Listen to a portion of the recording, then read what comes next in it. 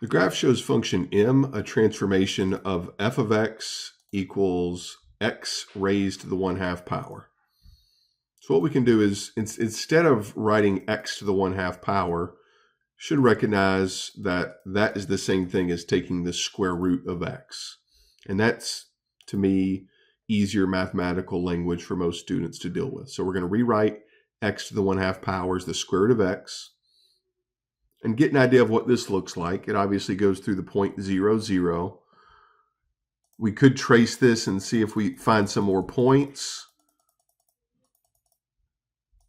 We really don't, but we could look at the table, second graph, to see the table. It goes through 0, 0, 1, 1. It goes through 4, 2. This should make sense. The square root of 0 is 0. Square root of 1 is 1. The square root of 4 is 2. The rest of these are giving us decimals. Let's real quickly graph the parent function.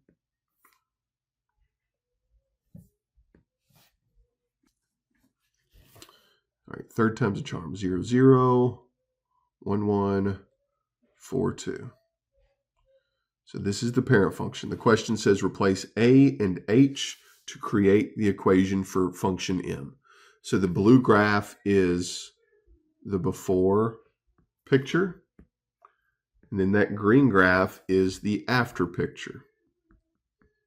So what do we substitute in for h? H is our horizontal shift.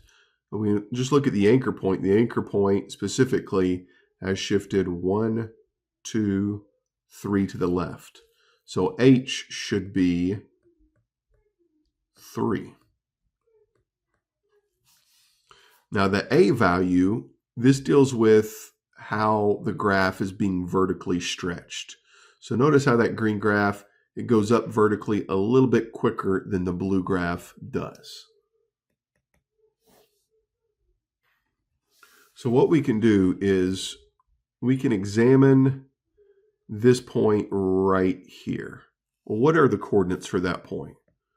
The coordinates for that point are positive 1 for x and positive 1 for y.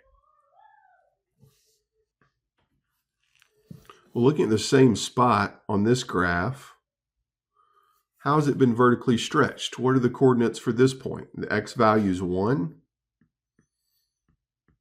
and the y value is 4. So remember, vertically stretched means we're only focusing on the y value. So the y value has been stretched vertically by a factor of 4. The stretch is what are we multiplying this number here to get the new y coordinate of 4. So then let's just double check and see if that answer is correct. See if that matches the green graph. So let's go and type in 4 square root of x plus 3.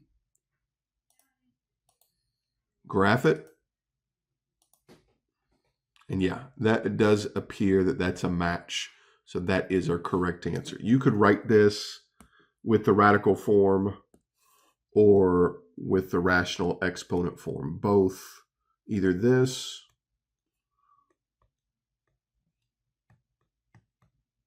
or this, are correct. They'll give you the same graph.